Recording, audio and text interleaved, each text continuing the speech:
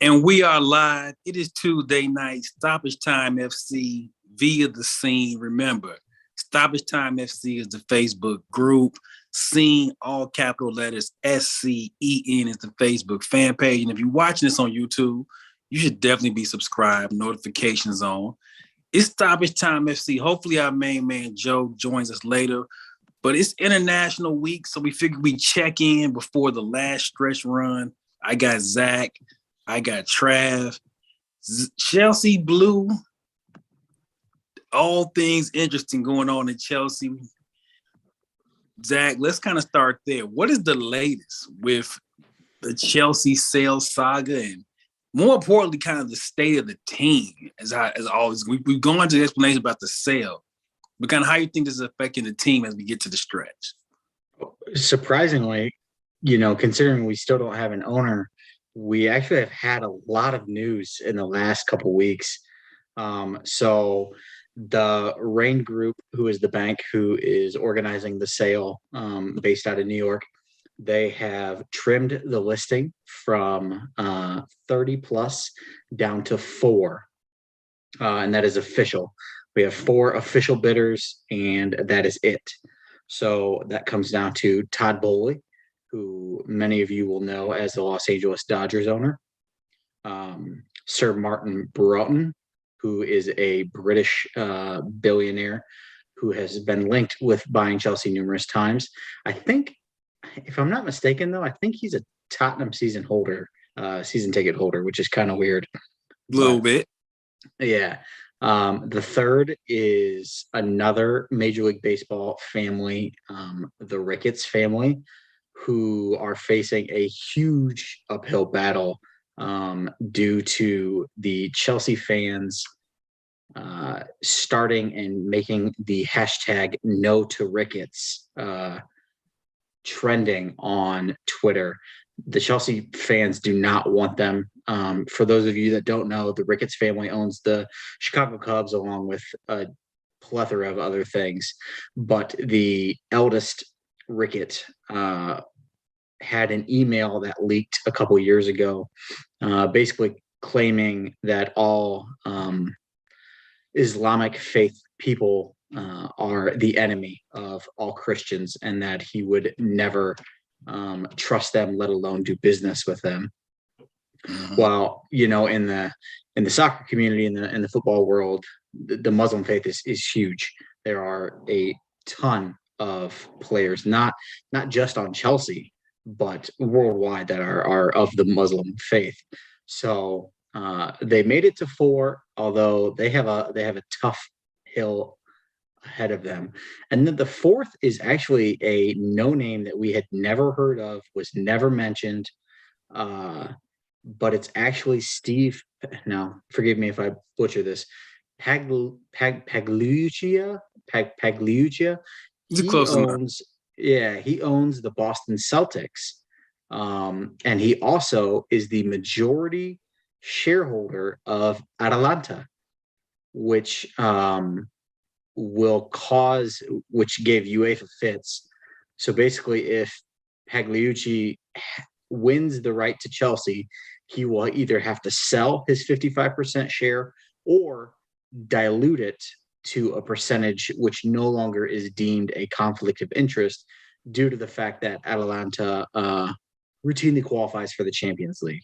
Right. So you can't have 2 clubs that qualify for that. So those are our final 4 bidders.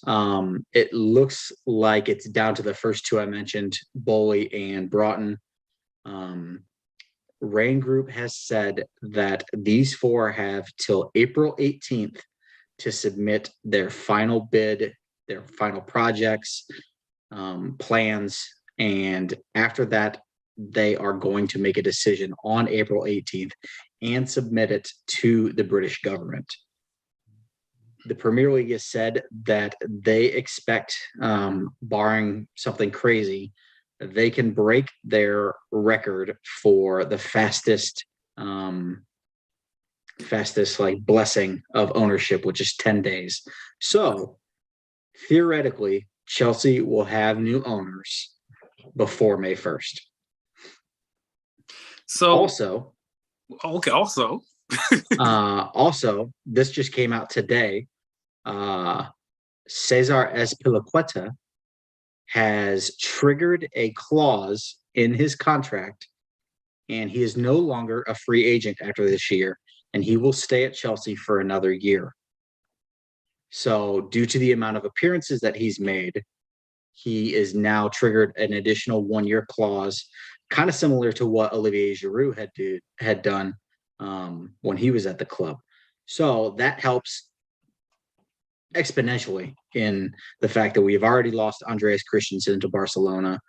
Espilicueta was linked with Barcelona, and we still don't know what Rudiger is going to do. So that is, as of right now, is all I have on the Chelsea front as far as breaking news. So let's kind of start there in the conversation.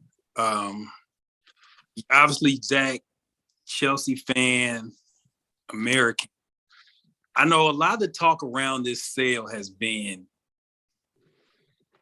from Chelsea fans I see on Twitter is we don't want American owners. We don't want any American owners, period. As you, Chelsea fan and an American, where do you sit in that conversation of, now obviously we're not English, so we have a different viewpoint on it, but do you feel Chelsea should have an English owner? Or do you feel like, hey, as long as this is an owner who's money and minimum problems it doesn't matter what nation they're from? So from my perspective as an American, as a Chelsea fan, I don't want the wrong American owner. I'm okay with an American owner. I don't want the wrong American owner. I don't want anybody like the Glazers, and I don't want anybody like the Ricketts. So Bowley, who has proven to show his intellect in the football community, he's routinely praised the women's game, the youth academies, and he, in an interview, talked about how the Premier League has cornered a market for television rights in Saturday mornings. There's nothing that plays Saturday mornings. So they've cornered that market as far as like sports. And he said that alone is huge. So me personally, if I'm wishing for an owner, I want Todd Bowley. That being said, I wouldn't be upset with Broughton. And I don't know enough about Pagliucci, or however you say his name is, other than I know he's been at Atalanta for quite a long time. And his, if I'm not mistaken, his bid also has Josh Harris, who is the 76ers owner and owns a minority share in Crystal Palace. So there's a little bit of fine lines there, because I know that you can't own two Premier League clubs. So I don't know what his share or his business would be with Chelsea. But if I'm a betting man, my money's on Bowley. He's always been the front runner ever since the jump. And he's shown that he's not afraid to spend money. I mean, look at what he's done with the Dodgers. He took them from mediocre to the highest payroll in baseball, and they routinely do it year and year and year and year and year after year. They just signed Freddie Freeman this year. Sorry, Trav, not trying to rub dirt in the wound, because I would have liked Freddie to stay in Atlanta, but he's not afraid to spend the money in order to make his team competitive. And that's important, because Chelsea have been spoiled. We've had an owner who has essentially written a blank check and said, just win me trophies. I don't care how much it costs, just win me trophies. And, to their credit, he's done it. I heard a really crazy rumor last week that this was before, I don't know if you guys saw the report that Roman Abramovich had been poisoned at a dinner, a peacekeeping dinner. He was allegedly poisoned in a peacekeeping dinner between the Ukrainians and the Russians. I'm not going to say who did that, but it sounds a lot like Mother Russia. Looking at you, Vlad. But the rumor has it that Zelensky, the Ukrainian president, came out and basically told the U.S. do not sanction Abramovich because he's been key in this peacekeeping mission. So I heard a crazy rumor that he was leaning on sitting on the club and hoping that the sanctions disappear and then keeping the club. That's why we have a April 18th date and not an April 1st date. And that's why the bids are now allowed to come in again. Now, I have no credible evidence to back this theory up, just what I'm hearing on the rumor boards. That would be an incredible turn of events, that if he ends up being able to sell the club and make money after everything that has transpired. So we'll definitely keep an eye on Chelsea. How this kind of now moving over to the international week. So this is international week. You had the final World Cup qualifiers this week across not the final ones. CONCACAF is not quite over. Europe and Africa are. Mm-hmm. And there was a couple of upsets. Italy knocked out of the World Cup qualifiers by North Macedonia. If you can find North Macedonia on a map, shout out to you. Italy, the European champions, are going to miss the World Cup for a second consecutive time. So basically, Italy, a great football nation, is going to go 12 years without having participated in a World Cup because they missed 18. They're going to miss this year. So they won't make the next one till 2026. And then Africa, which potentially impacts our man Trav. Today, Senegal knocked Egypt out of the African World Cup qualifying spot. Egypt, as we know, Mo Salah plays for Egypt. Sadio Mane plays for Senegal. In the match, Salah misses the penalty. One of the penalties missed was by Salah. Skied it. Just put that. It looked like Kepa. That's how bad it was. Yeah, and then Sadio Mane, for the consecutive big occasion, makes the game-winning penalty. He made the game-winning penalty at AFCON, and then he makes the penalty that sends Senegal to the World Cup. So with Liverpool in a title, in a big-time title play, hopefully our man Joe can join us. Mo Salah has now had two pretty disappointing international incidents in the last 3 weeks, in the last 6 weeks. How this impacts this going forward, I think is something to watch.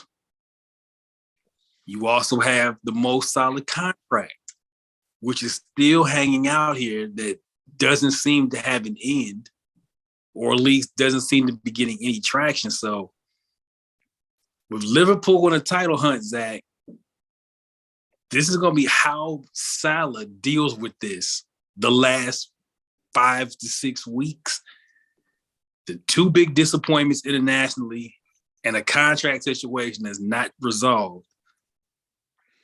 You know, you try not to make bigger news than what it is, but that's a lot to deal with. While in a title pursuit, an FA Cup pursuit, and a Champions League pursuit, dealing with that. Yeah, and from what I'm hearing, that contract situation is not gonna get resolved. From what I've heard, is his contract is on the table. that is Liverpool's final offer. Now, whether or not he accepts that is on him. I'm hearing he's not happy with that contract. He feels disrespected by it, and that's why he hasn't signed yet. Um, I know I know Liverpool signed Luis Diaz, and Luis Diaz has played phenomenal. He hit the ground running in the Prem, which does not happen all too often. However, you don't just replace Mohamed Salah. And no matter if you have 3 Luis Diaz's, he is still not Mo Salah. So I want to say that good news is on the horizon for the Liverpool faithful and Trav, but as far as that contract situation, it doesn't look good. So you better hope, knock on wood, you better hope that Mo doesn't mail it in for the last couple months. He's got no World Cup to fight for. And he has no reason to fight hard for Liverpool because he feels disrespected by that contract. I don't think Mo doesn't. He's never struck me as a type to mail it in, to take games off. But where the difference is between our sports here in America and football. Great players don't make it to free agency. They don't. Not in this sport. So when you have a year left on your contract in football, you are essentially a free agent. Liverpool has to get this. This has to get figured out before transfer window opens up this summer. Because if it doesn't get figured out by the time the transfer window opens up this summer, I can think of it. I can think of 2 clubs for sure who will come knocking on that door with a huge bag. Kylian Mbappe is all but gone to Real Madrid. If you're Paris Saint-Germain, there's the replacement. Mm-hmm. Yep. You move Messi in that false 9, and then you have Neymar and Salah out on the wings. I know that PSG has their own rumors with Neymar potentially leaving. I was trying to think of, if I'm Liverpool, like if I'm in Trav's spot right now, who do you get to replace him? Like, is there anyone out there that can come close? And Neymar is the only one that I could really think of that is even potentially available. And he's going to demand just as much, if not more money than what Salah wants. So you're up a creek right now without a paddle. I don't know how you feel about it, Trav, but it would be very unsettling for me. I'm just tired of all my organizations having internal disagreements. Every organization that I'm going for, we do something good, but we got internal disagreements. And this is another one. We've been talking about this. We've been talking about this about a month ago. We had a show about this, and they still having this contract dispute. Man, a player like him, you just don't let him go. Just don't let he's one of the elites. Out of the five, like Mbappe, Neymar, and all those, he's right there. Yeah, he's on the same level. He's top 5. What you consider that a striker? Am I correct? One of your best strikers. He technically is a winger, but he gives you striker numbers. He's essentially a striker playing out wide, and he's just not replaceable. He's just not replaceable. Bottom line, you need him. I mean, we need him. We need him to beat the big time Chelseas. We need him to beat the Man Cities and the Man U's. That's just the bottom line, man. Get that man signed. Get him back. Yeah, I think what helps in your favor, Trav, Shaq knows this too. The money he can command is really only about 3 places you can go. So it's not like the door is like wide open. Everybody is in this race. Realistically, realistically, PSG, Barcelona has apparently found money from somewhere. I don't know where they found. I was going to bring this up later, but we can do this next after this conversation. But I'm trying to figure out where the Brinks truck come from. Yeah, Barcelona was flat broke when this season started, and all of a sudden found all this money out of nowhere. So really, those are the only two places really, because I can't see him going to another team in the Prem. I would be stunned if he turned up at Chelsea or Man City. I'd be absolutely stunned if he did that. So there's really like two teams you're competing with for him. United could pay his wages, but they don't have a spot for him. They have way too many wingers as is. Right. And they're using Ronaldo already as a false nine. That's too many square pegs for round holes there.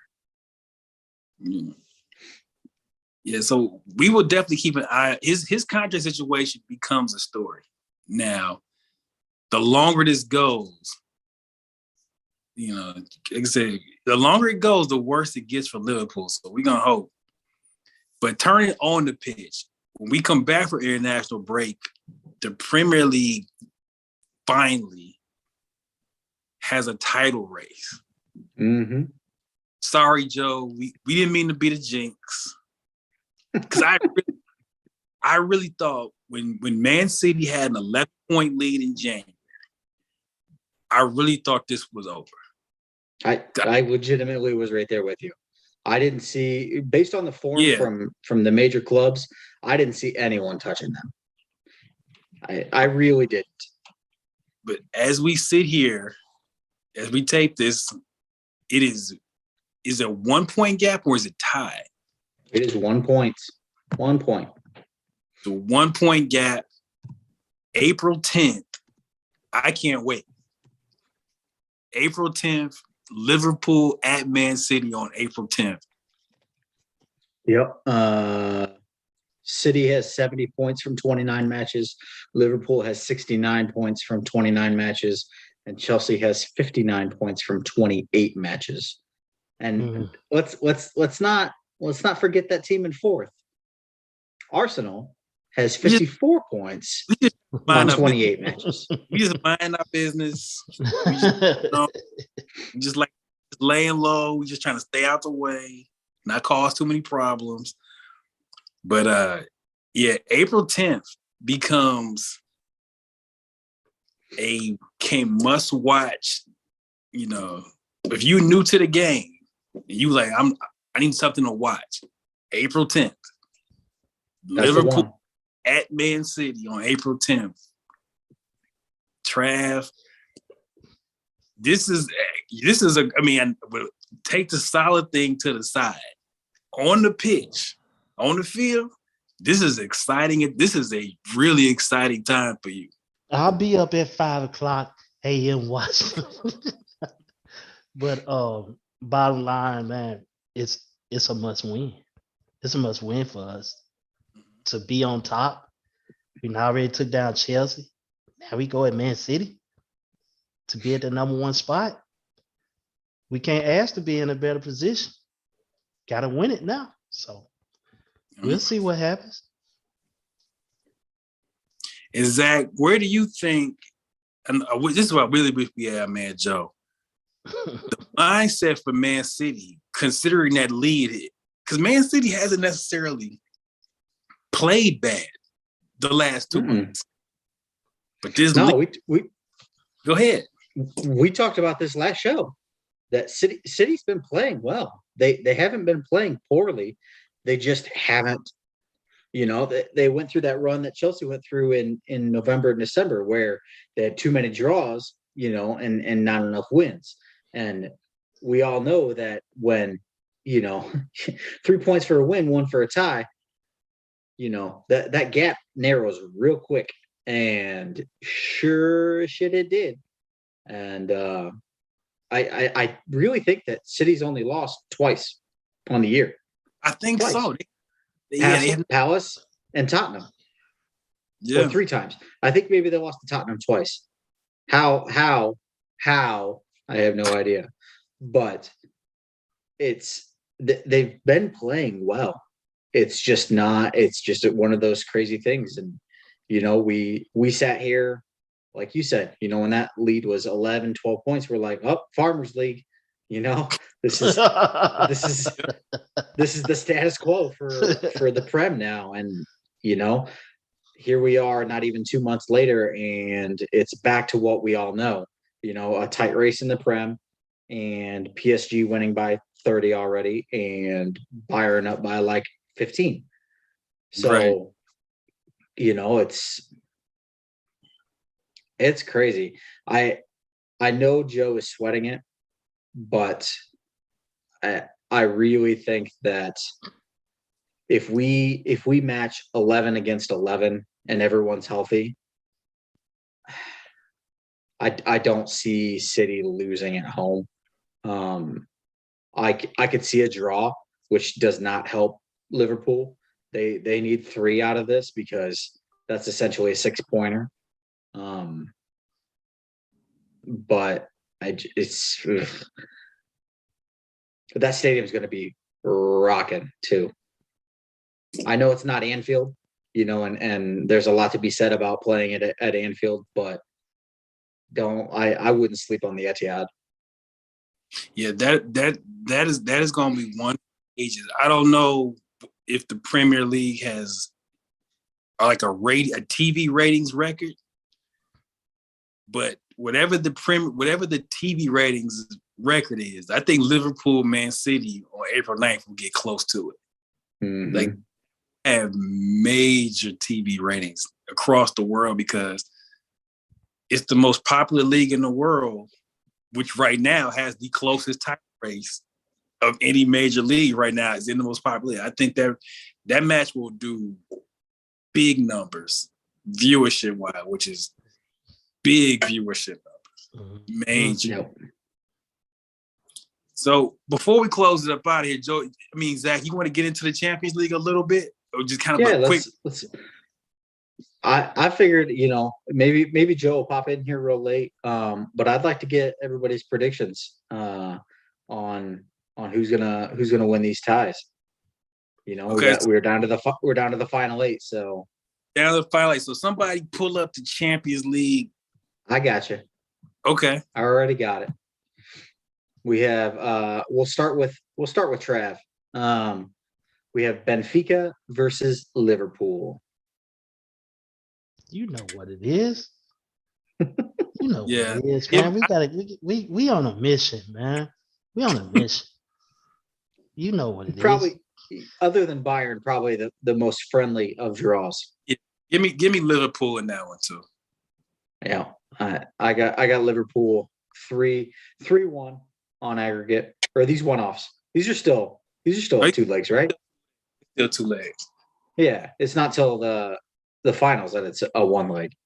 Right. Mm-hmm. But no away goals. So other than that, we have the Bayern Invitational versus the Yellow Submarine in Villarreal. It'll be good evening for my guy Unai Emery.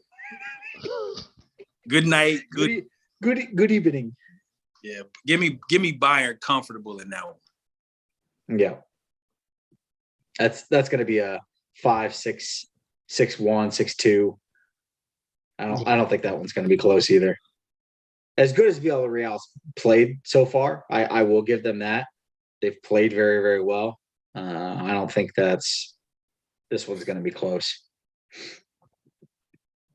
Trav? I can't. You know who it is, Bynum. I can't say that damn name right for some reason. I don't know what it is, but yes, that's who I'm going with, man. I'll skip over to me first in hopes that we can get a surprise guest at the end.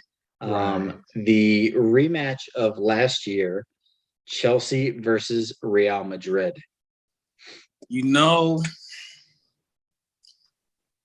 This is a tough call. I'm not saying this just because Zach is sitting here. Chelsea is really good in these two-leg situations. Like Chelsea knows they know how to get the exact result they need. Like Chelsea's not going to beat you 6-0 over 2 legs, but they know how to dig out this 1-0 here, get the draw in the next one, or vice versa, and do it. And we know what Real Madrid's pedigree is in this tournament.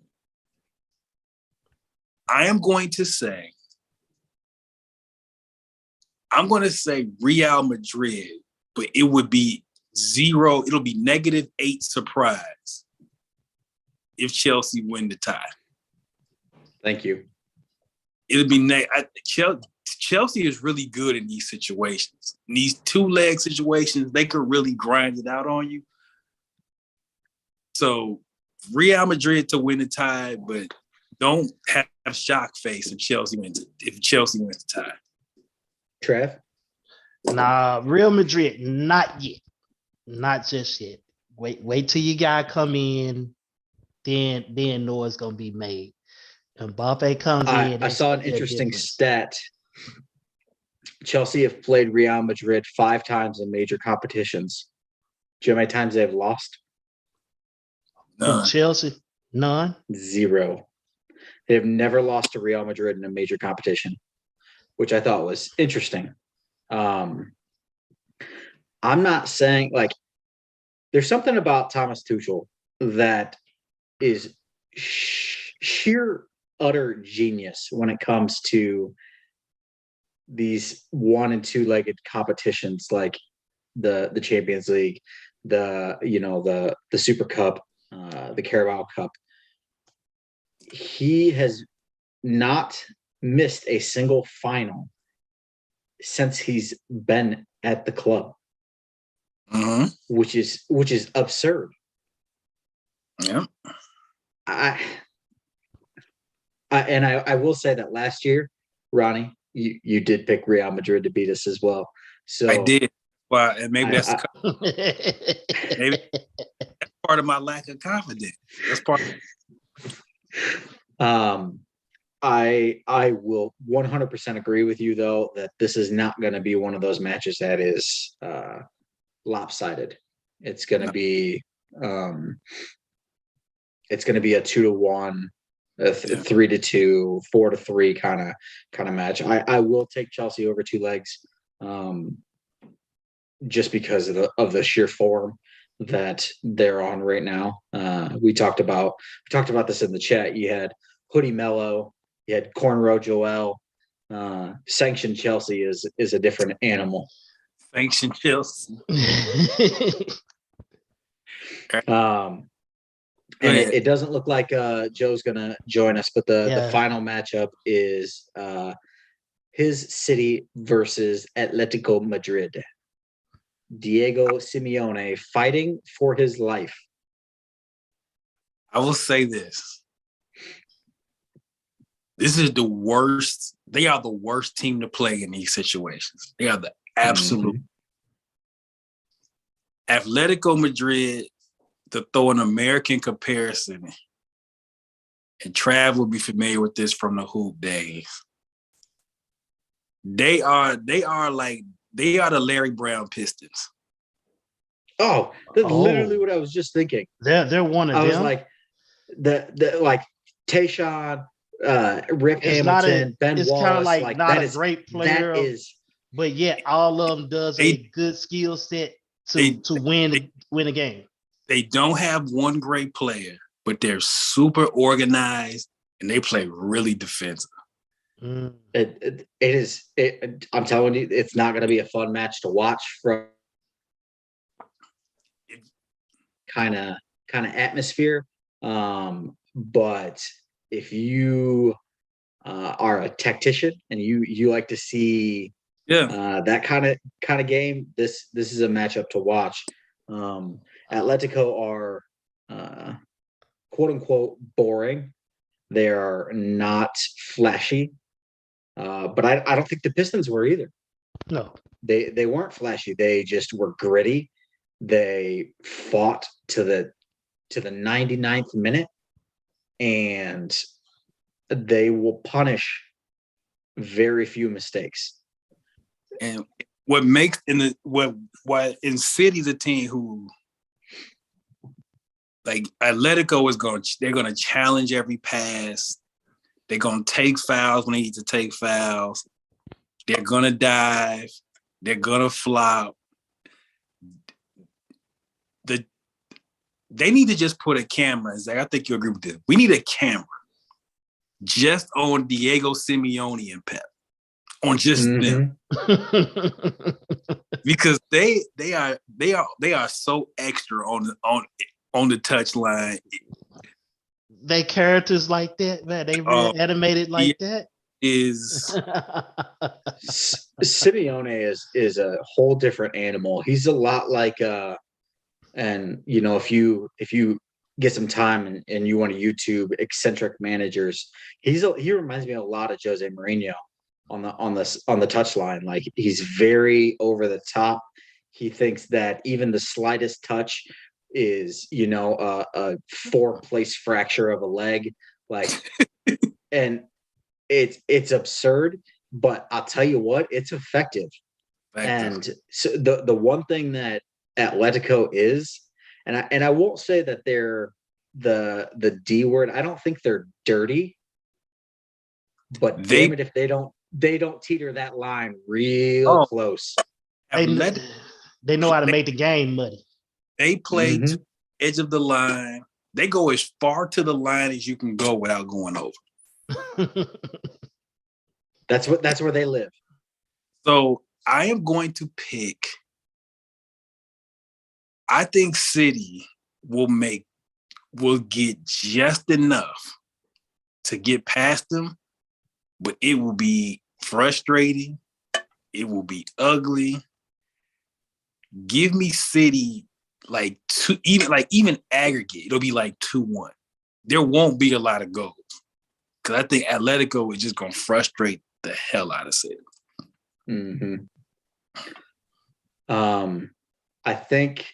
I actually think that this one is going to be a little lopsided, but not for the reason that you think it's going to be.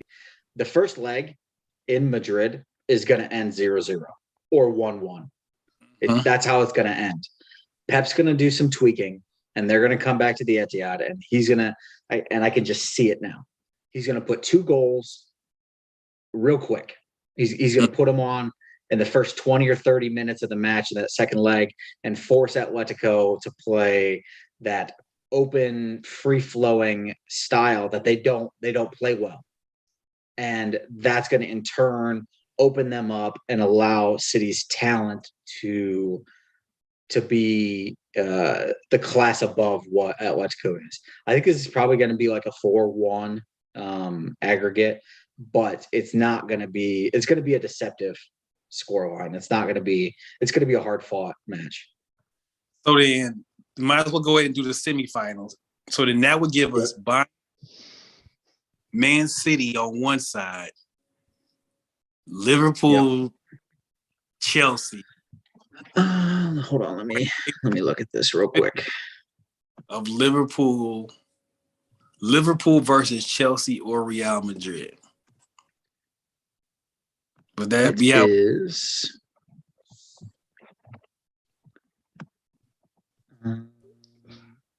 the other way around. It's the winner of Liverpool and Benfica versus the winner of Bayern and Villarreal, and then the winner of City and Atletico versus Chelsea and Real Madrid. Which is interesting is Chelsea has had to go through all 4 of those teams last year, or all 3 of those teams last year. They beat Atletico in the round of 16. Then they beat Real Madrid in the final 8. And then the City in the title. So my predictions in the semifinals is strictly what is good for stoppage time. So what's best for stoppage time is full Bayern and Chelsea versus Man City.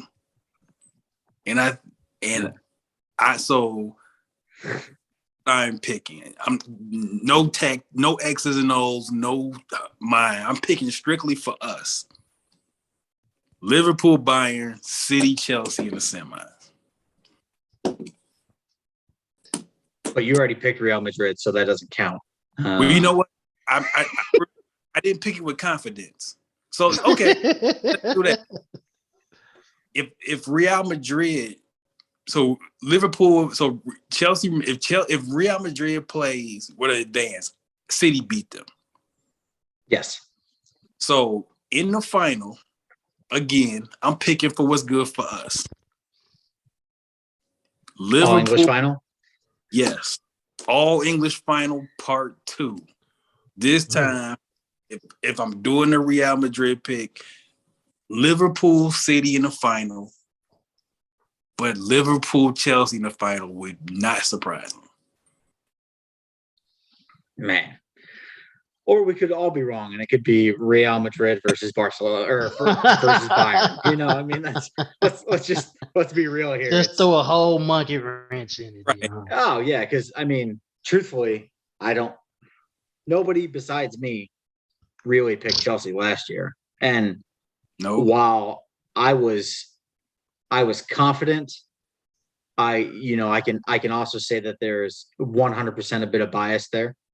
So I can't say with confidence that, it's going to be that way again this year.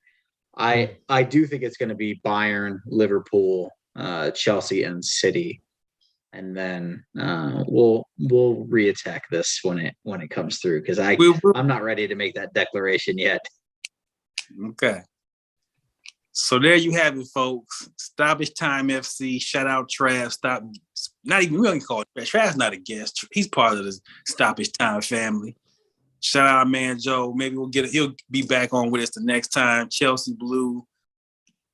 It's about to get interesting. This last 6 weeks of football is going to be very interesting. We got the Premier League, the Italian League is a very close race. We might have to check in. We're going to find an Italian league, somebody in the Stoppage Time FC who really follows Italian league football. We might need to pretty soon, because that's an interesting race. The league, the FA Cup, a lot of things happened this last 6 weeks, and we'll be right here. Stoppage Time. Before I forget, go ahead. Before I forget though, Friday is the World Cup draw. So all of the teams will have been qualified, and all of the teams will be drawn into their groups. So, barring the United States losing by 7 goals to I think Costa Rica or somebody, barring them losing by 7 goals, they're going to be in the World Cup. No Taylor 12 and meltdowns this year. God. We'll have to cover that. We will 100% cover the groups. And if you were with us the last World Cup, which I know is very few of you, we did a very heavy preview of World Cup teams. So you will see that again, either in taped shows that we'll throw up on YouTube, which will probably be the case. We'll pre-record group breakdowns and team breakdowns and throw that up for you. But we are very in there for the World Cup. You'll see a lot of faces that you probably don't see. Maybe we'll even get the Godfather himself, Mo, to reappear outside of his views bubble. I'm not holding my breath though. Yeah, absolutely. Thank y'all for tuning in. It's Joe. It's not Joe. Joe is here with us in spirit. Trav, Zach, Ron, Stoppage Time FC.